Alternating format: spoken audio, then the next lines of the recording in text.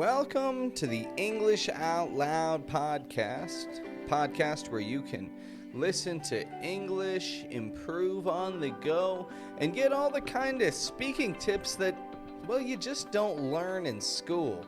My name's Pat. I teach all different types of English. I teach people how they can improve their speech, how they can improve their writing, but my main area of focus is in how people can improve just their overall pronunciation, clarity, get that kind of American flow that everybody works so hard for. So today we're going to take a good look at the NT sound. Let's take a look at what we got with this. NT word endings. NT, it's all over the place. Don't be fooled. You do not want to pronounce the T when N and T come together. Most of the time. Sometimes you do want to pronounce that T. We'll talk about that a little bit. But mostly we want to reduce that stress. We want to make sure that you're not overly stressing your T's. The difference between saying, I can't do it, and I can't do it. Do you hear the difference there? Americans do, I'll tell you that. I can't do it. I can't do it. We feel that the second is very intense. Maybe somebody's impatient. Maybe they're just having a bad day, or they've tried many times. I can't do it. I give up. But I can't do it. It's like, it's just, I don't really care about it. I can't do it. It's not that big of a deal. This is something that we want to keep an ear open for, and this is something that we're going to be looking at today. However, before we do that, I want to talk about one of my own experiences with language and the development of language. As I've mentioned in the past, I speak Spanish reasonably well. So quite often when I'm speaking Spanish, I have very little struggle with this. It's not a big deal for me. But it's taken years to build that up. It's taken quite a while. But here's the thing. I'd like to tell you the experiences I've had that helped me get a nice clear Spanish language, develop an accent, more or less, that doesn't sound like the average Canadian Spanish speaker. You see, here's what we got. When I first came to Mexico, I started learning Spanish from day one. Mucho gusto, nice to meet you, was the first bit I learned, and in my opinion, it's a great place to start. From that point on, I started using mucho gusto as much as possible, which, being the new Canadian guy, was easy to pull off. You meet a lot of people, mucho gusto, and I would say that, and people would say, oh, it's mucho gusto, okay, this guy's here to, he's here to talk. He's not just here to, have fun and go to the parties. This guy wants to actually learn some stuff. People would see I was curious, and honestly, I would say I've seen a lot of very patient people here. Anyway, mucho gusto. From there, I learned how to ask what words mean. Like I said, I made friends, and my vocabulary took off. I would go from mucho gusto to ¿cómo se dice? It means how do you say? And then I could ask this about everything. ¿Cómo se dice? ¿Cómo se dice eso? ¿Cómo se dice esto? When you have these words, these are powerful tools for language. You could even look at it as like your mining pick. This is what you're using, ¿cómo se dice? Or how do you say? These are very important words to dig further into any language. And in my case, I was around all these many people, but nobody that I worked with spoke any English. And so I had to either learn Spanish or never speak. And as you can imagine, the fact that you're listening to me is because I've got a lot to say. I want to talk. And so after 6 weeks of ¿cómo se dice, and forcing conversation out, But after 6 weeks of consistent como se dice, I was gaining confidence in my Spanish. And by the time I got back to Toronto again, I wowed my Spanish-speaking friends with my new skills. I must have sounded like a baby learning to speak, but I spoke as much as possible nonetheless. However, eventually, a month, maybe 2 months went by. I'm back in Toronto, back to my regular life.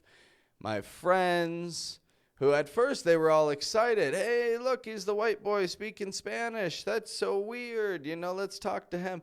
They were patient at first, but eventually, people lose their patience.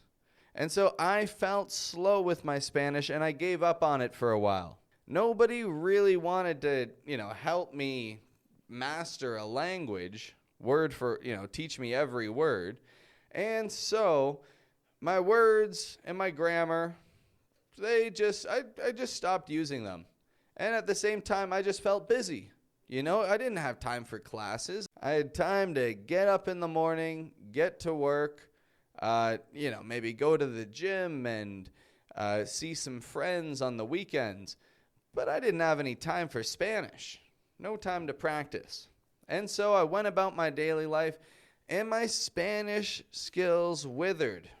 I just kind of stopped practicing for a while. Well, you can imagine what happens. A few months later, I tried helping a Spanish-speaking man translate something, and I found that I couldn't understand a word he said.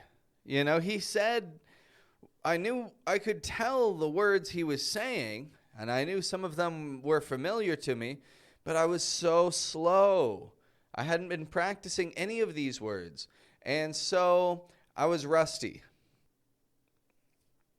I had forgotten many of the basic words that I was previously confident with. I could, communicate a little, but really, I didn't sound effective to him, I'll bet. I don't think I really helped the situation as much as I would have liked to.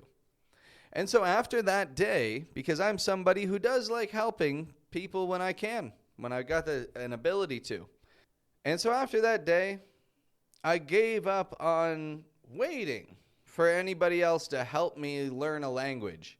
I gave up on hoping that all of a sudden time was going to pop up into my life. And all of a sudden I would have new time to make a language. No, I had to make time to learn the language. I had to keep going forward on my own. And so I took suggestions from all my Spanish speaking and my Latino friends on music to listen to. Also the lyrics of the songs that my friends suggested to me. I would read the lyrics of the songs, and then I would listen to my friends when they'd talk to each other in Spanish. And what I would find was the same patterns of stress. I was able to identify those, and then I could make out single words again.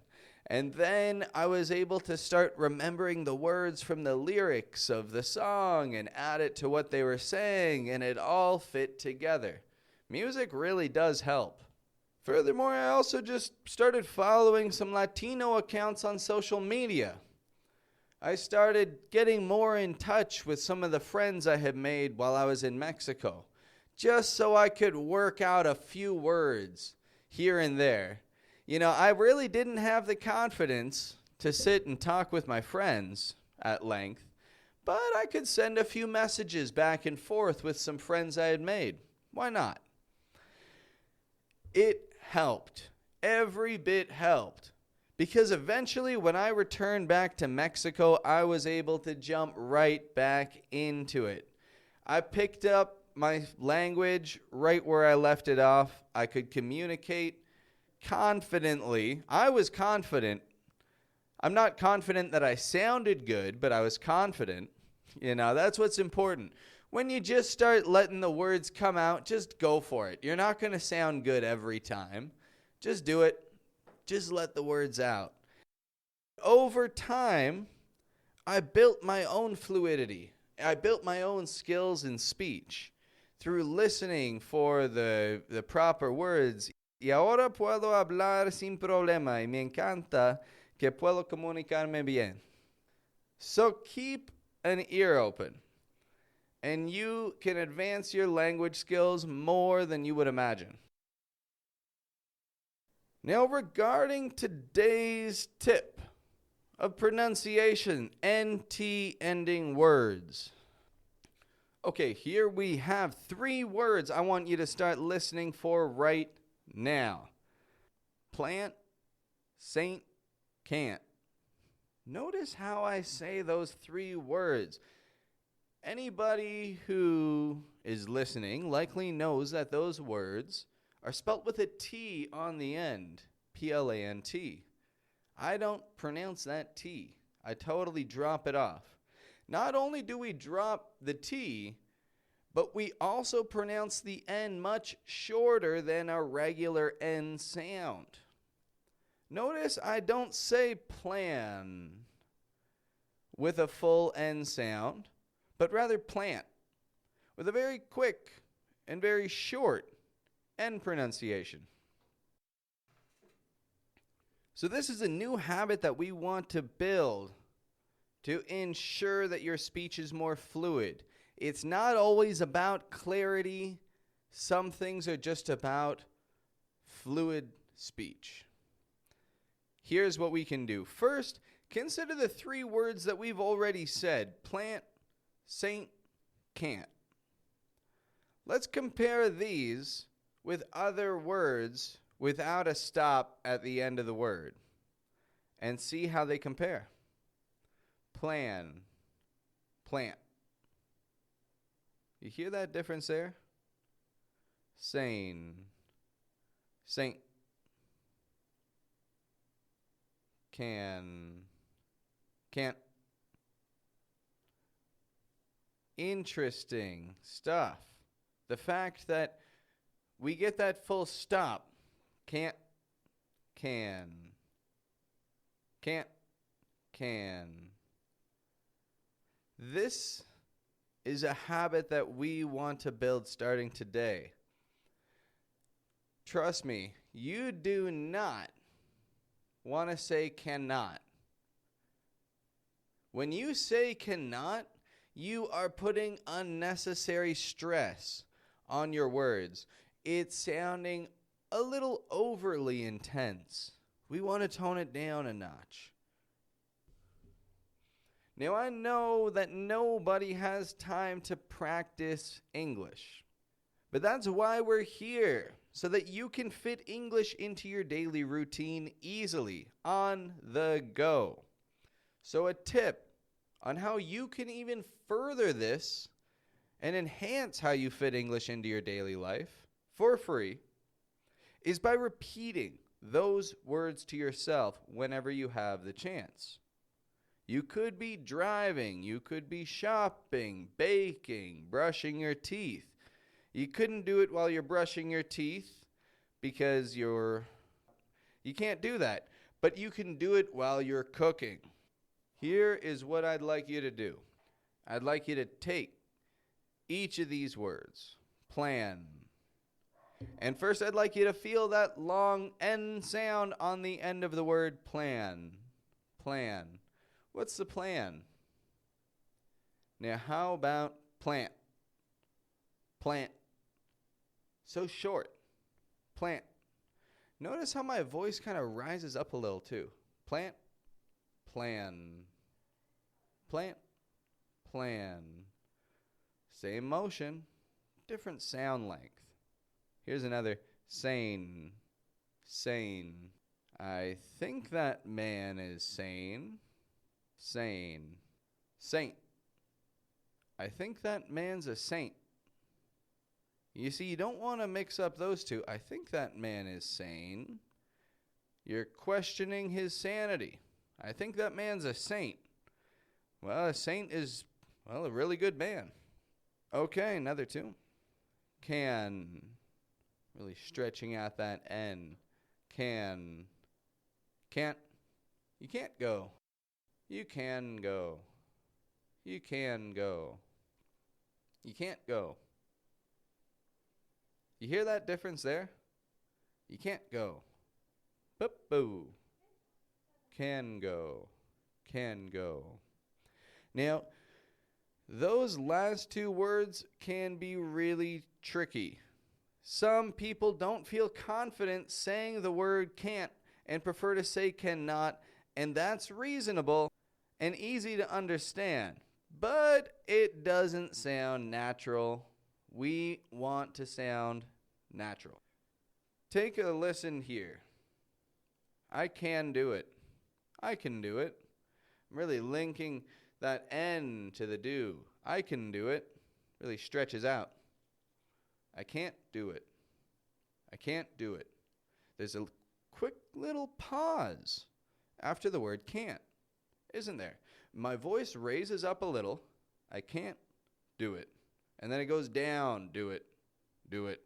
Sounds like a frog. I can't do it. That is something we want to pick up on. Here's another. They can fit here. They can fit here. They can't fit here. They can't fit here. We got to get that can't full stop. We can make it. We can make it. Just linking the words together. We could make it. We can't make it. We can't make it. We get that stop. We can't make it. Here's a good one here. If he can wait, it can't be urgent. You hear that? That is a really good one, actually. If he can wait, it can't be urgent. Practice repeating those pairs in that final sentence. Repeat them, repeat them, repeat them. Many times to yourself. You'll get a good feel for the difference. And if you keep an ear open, you'll catch a number of these in your daily life. Check out how we use them in this reading right here. Okay, so we've got a great reading here. This is it's a fun one. It's a fun one. We could all use some good news. Here's the good news.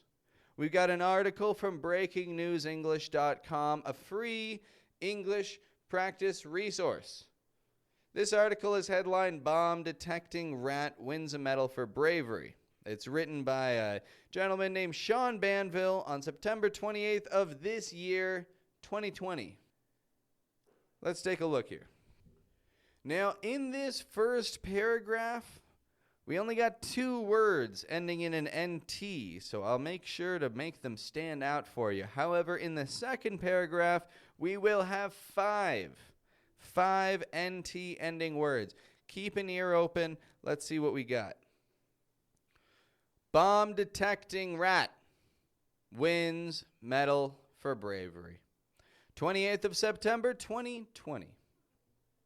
A rat has been given a distinguished award for bravery for his services to humanity. The Valiant Rodent, you hear that? The Valiant Rodent is called Magawa. He was awarded a gold medal for his 7 years of duty sniffing out dozens of landmines in Cambodia. He was bestowed the award by the People's Dispensary for Sick Animals Charity. This is a veterinary charity based in the United Kingdom. The charity explained why Magawa was recognized for his courage. It wrote, the PDSA seeks to raise the status of animals in society and honor the incredible contribution they make to our lives. Magawa's dedication, skill, and bravery are an extraordinary example of this and deserve the highest possible recognition. Okay, that is the first half of the article. Did you hear those words? Valiant Rodent. The Valiant Rodent. Interesting vocab to listen for. Valiant Rodent. We'll take a look at what those words mean afterwards. But NT endings, both of them. All right, let's keep at it. Magawa is an African giant pouched rat. He was used in the mine clearing program because rats are the creatures best suited to safely detect landmines. They are light and have a keen sense of smell. In his 7-year stint on the front lines, Magawa helped to detect 39 landmines and 28 unexploded devices. He helped to clear more than 141,000 square meters of land, an area roughly the size of 20 soccer pitches. This makes him the most successful rodent in the history of landmine detection. The charity's chairman said, "This is the very first time in our 77-year history of honoring animals that we have presented a rat this medal." Reporters tried to interview Magawa, but he was unavailable for comment. Okay, let's take a look at the NT words that popped up in this. Number 1, Valiant. Valiant means very brave. Very brave. A valiant young man. Another word there, rodent. Rodent. What is a rodent? Okay. Let's think about this. Rodent. Rodent is a word for a rat. Well, a type of animal related to a rat. Could be a rabbit, could be a squirrel. A rodent, that family of animal. Next up, we have Magawa is an African giant pouched rat. An African giant pouched rat. Okay, an African giant pouched rat. Giant. Notice I'm not making a strong T on giant. I'm making a stop T. Giant. And what does giant mean? Well, giant means very big. Very big. We don't say that he's an African very big pouched rat. We say he's an African giant pouched rat. Keep that in mind. Next up, we have another wonderful word here. Stint. In his 7-year stint on the front line, stint. This is a great word choice. I really like it. Stint is your time of service. Time of service. So it's not, to say in his 7-year stint of service. No, that's all implied with the words. In the past, I've spoken about how we really benefit when we use fewer words to describe our meaning. In here, instead of saying service, 2 syllables, or instead of saying in his 7 years while working on the front line, again, more syllables. In the 7-year stint on the front line. You could say, you work at a certain company for a few years in accounting. And then you say to yourself, I've just done in your next job interview, you could say, I did a 10-year stint with so-and-so company in accounting. There you go. Now you know how this applies to your life. That's going to make you stand out over the next guy who walks in and doesn't know the word stint. Now you got the job. Maybe. If you also have the skills. You need the skills, but stint will help.